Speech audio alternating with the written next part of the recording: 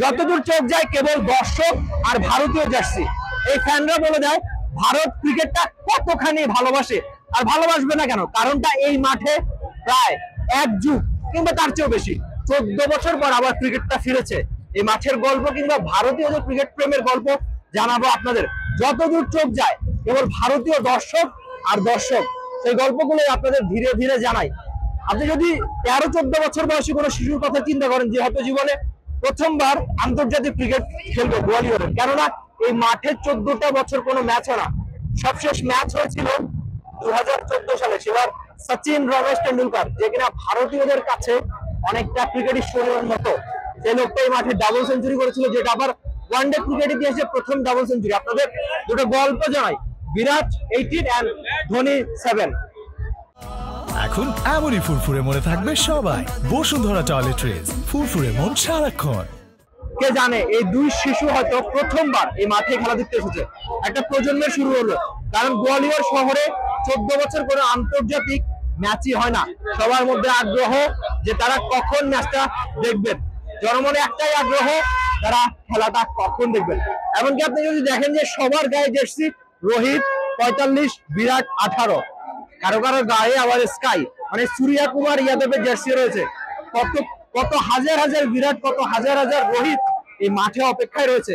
কে জানে ভারতীয়রা ক্রিকেটটা দারুণ পছন্দ করে, এটাই বোধ করি সবচেয়ে বড় প্রমাণ। আপনাদের একটু লাইন দেখানোর চেষ্টা করি, তাহলে আপনি বোঝাবো যে মানুষ রয়েছে।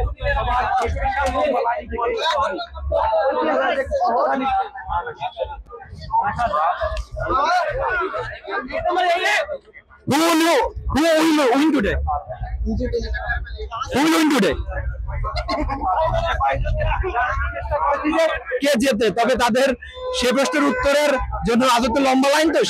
তবে সবার আগ্রহ একটাই, ভারতীয় ক্রিকেটটা কতখানি ভালোবাসে সেটাই বোধ করি প্রমাণ রাখে এমন ছবিগুলো এবং লম্বা লাইন।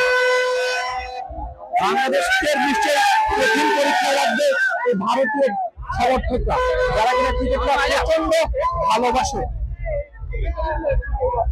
তবে মাঠের গল্পটা করে রাখতে চাই, এটাই এই মাঠে প্রথম আন্তর্জাতিক ম্যাচ হবে বাংলাদেশ দল, সেই ইতিহাসের সাক্ষী হবে শ্রীমন্ত মাধবরাও সিন্ধিয়া ক্রিকেট স্টেডিয়ামে।